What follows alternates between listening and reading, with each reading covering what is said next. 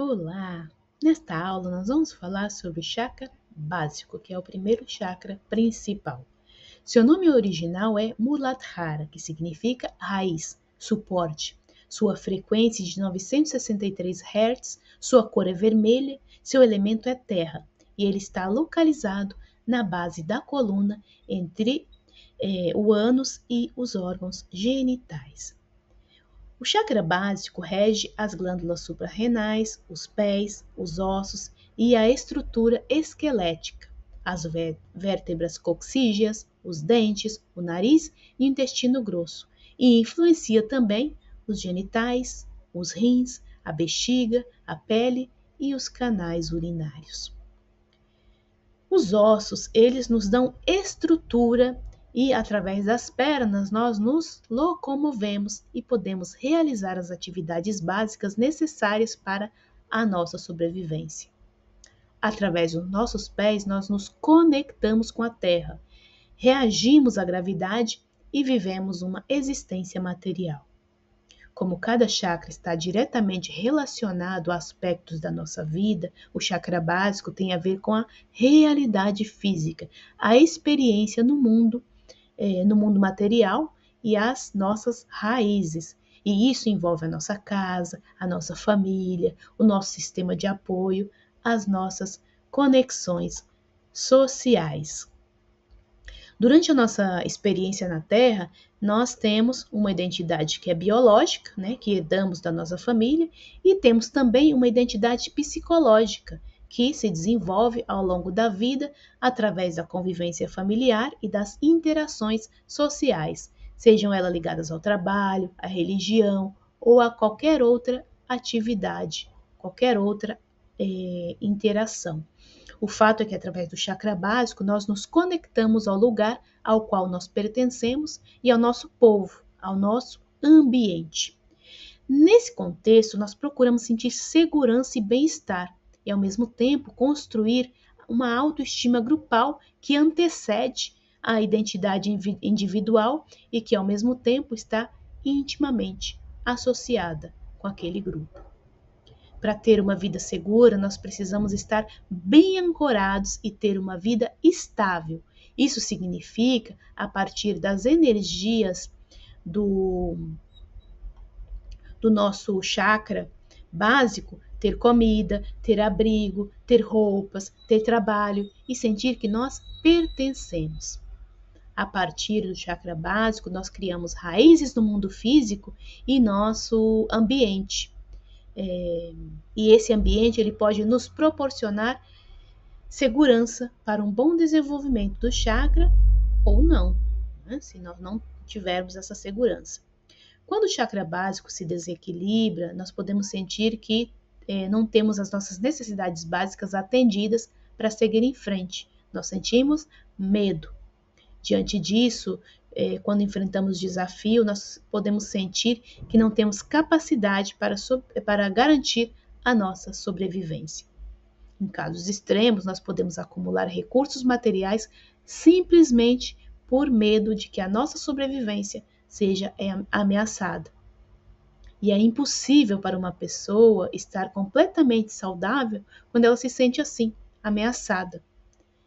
E mesmo que sua sobrevivência esteja garantida por recursos materiais, se ela tiver medo de ficar sozinha, medo de ser abandonada, o estresse que esse medo gera pode provocar uma doença.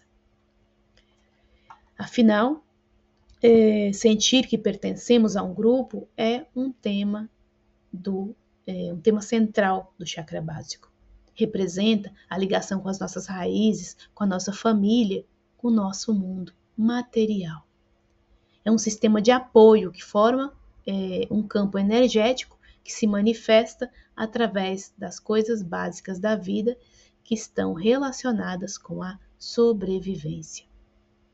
É um primeiro ensaio para nos sentirmos parte de uma família maior, de uma família universal. Afinal, o desenvolvimento saudável do chakra básico deve nos levar a uma consciência profunda de que estamos todos interligados e que, de certa forma, somos responsáveis uns pelos outros. numa consciência ainda espiritualmente infantil, essa responsabilidade se limita ao nosso círculo íntimo. Então, os pais são responsáveis pelos filhos, os filhos mais velhos protegem os mais novos, os membros da família cuidam uns dos outros, e este círculo ele pode se expandir, que é algo muito comum, por exemplo, em grupos semelhantes. São vizinhos que cuidam uns dos outros, são comunidades vulneráveis que também se cuidam e partilham um pouco o que têm.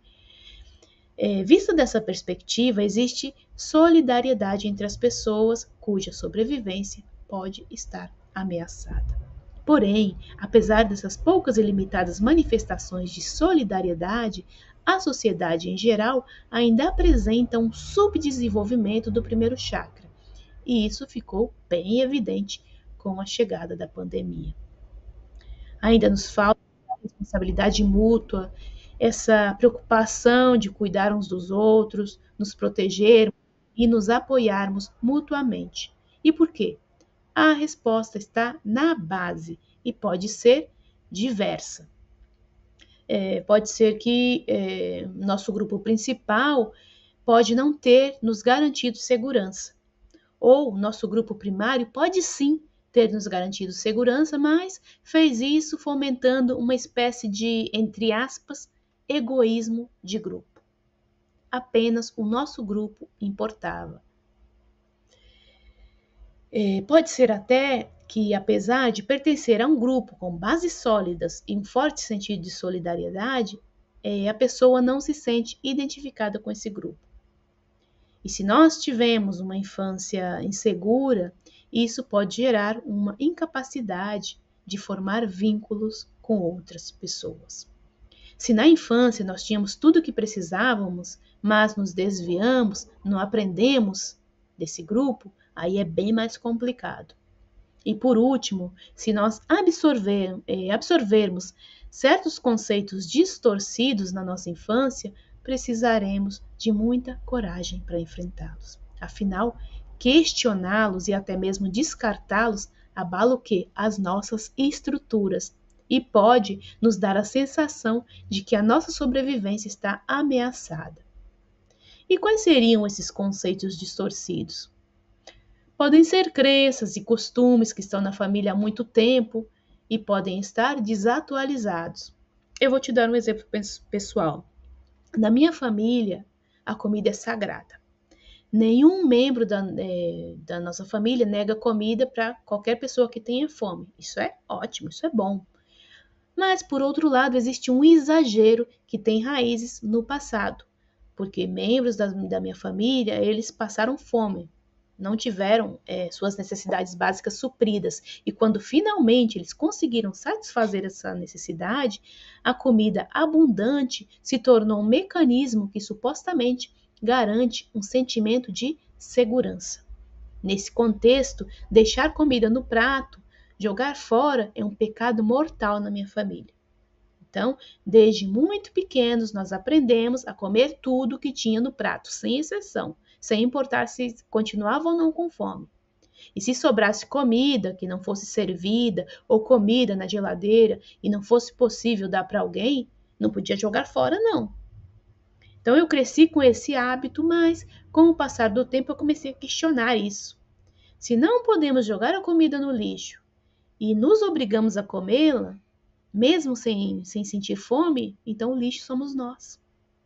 Em vez de jogar fora, nós introduzimos esse alimento no nosso corpo desnecessariamente.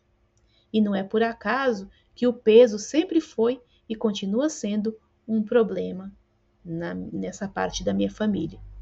E o peso pertence ao domínio do chakra básico, porque tem a ver com o alimento.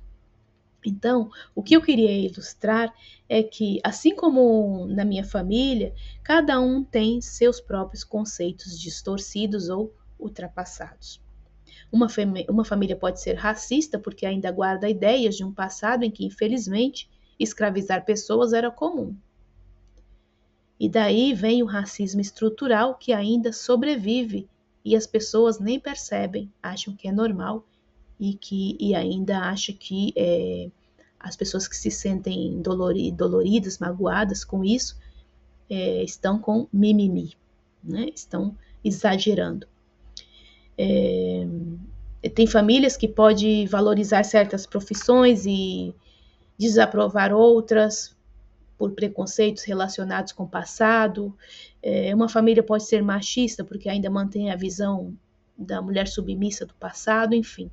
Aqui se trata de evoluir individualmente para provocar a interrupção nessa herança ideológica e, portanto, a evolução do grupo através do chakra básico, né, com a criação de novas bases, de novas estruturas. Então, de vez em quando, alguma ovelha negra precisa quebrar esse ciclo na família. É claro que é muito difícil examinar as nossas crenças e valores, que estão cristalizados há muito tempo, há muitas gerações até, deixar de lado aqueles hábitos e adotar novos hábitos, novas crenças, novos valores. Além da dificuldade para mudar, pode haver o quê? Resistências do nosso grupo em aceitar a nossa mudança. E diante disso, nós podemos chegar ao ponto de questionar também a nossa lealdade ao grupo. A lealdade é uma bela virtude que garante o comprometimento e a unidade do grupo, mas se ela não for consciente, ela é prejudicial, como é o caso da fé cega de alguns grupos religiosos que são extremistas e intolerantes. Se os membros não questionarem os termos da sua lealdade, os resultados podem ser até perigosos.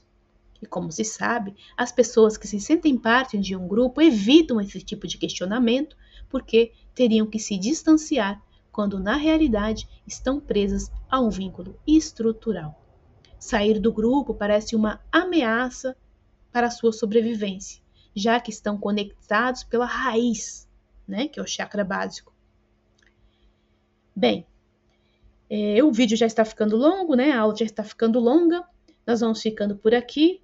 Na próxima aula, né, depois de entender um pouquinho de que se trata esse chakra básico, nós vamos falar sobre os desequilíbrios dele, de como isso se manifesta, quais são os seus indícios. Então, até lá!